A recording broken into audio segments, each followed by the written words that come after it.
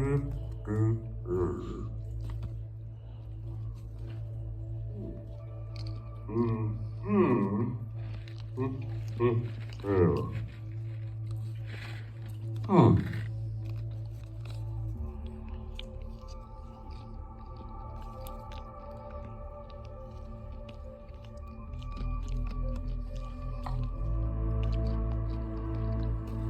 are very interesting, Miss O'Neill.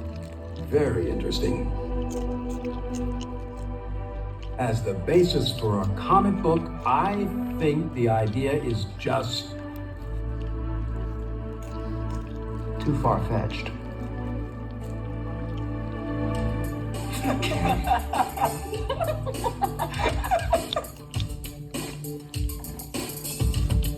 Far-fetched? Sheesh! Yeah. Hi, I'm Isaac Fisher, one of the documentary producers behind Turtle Power, the definitive history of the Teenage Mutant Ninja Turtles. Back in the late 1980s, production began on one of cinema's most beloved independent feature films.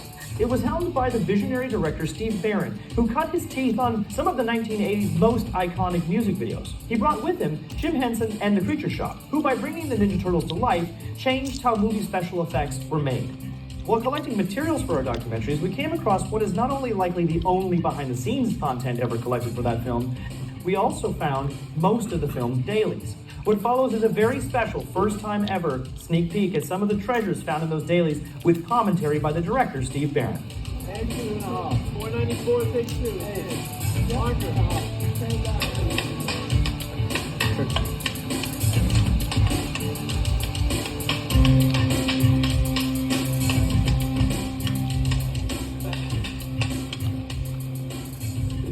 Mad enough to, certainly unique enough to really get my interest. And then as I went into them and started feeling the spirit that Kevin and Peter had put into these characters, I felt more and more that, this could be really interesting.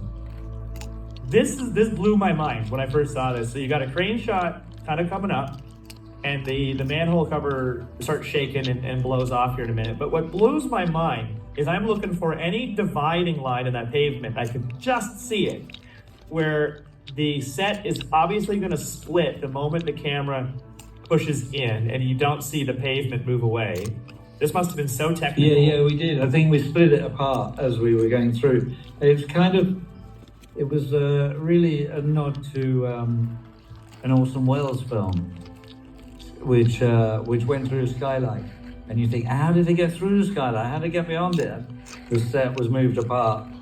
So we genius. We had this.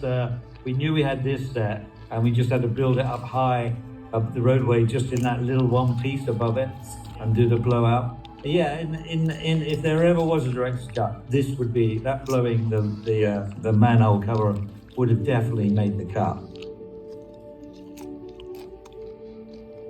So this is the introduction to Casey Jones, which is really 2 shots. So, but it's directly from the comic book. You remember this? Yeah, totally. That's why. Yeah, loved it in as a character intro. Yeah, that could work in the film. There's no reason it was a either or sort of situation. Yeah. With or without. Yeah, I think we were using that same snorkel camera that we used on the conversation with the rat. And I guess Tetsu's supposed to be tying a bandana to his shoulder.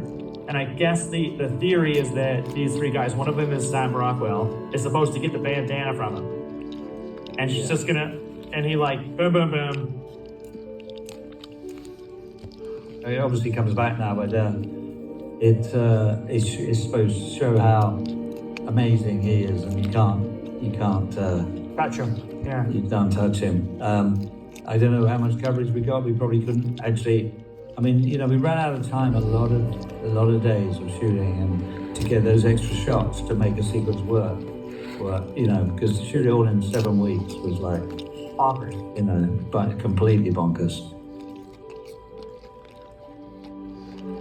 When they can't, this is their vision, and to suddenly get there and see it, you can see they were blown away by it, and you know, I think I suppose they could never really imagine how they'd feel in that moment.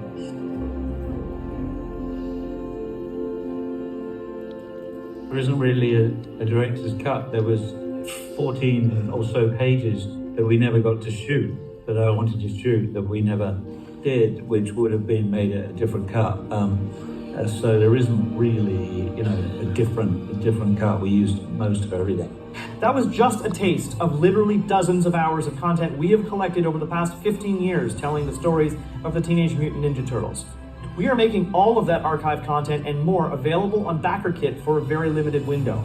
On there you will find an over 4-hour documentary picking up where Turtle Power left off, along with a coffee table book and exclusive Playmate-style action figures of Eastman and Laird and an unproduced character from the earliest days at Playmates Toys. Join us on BackerKit before it's too late.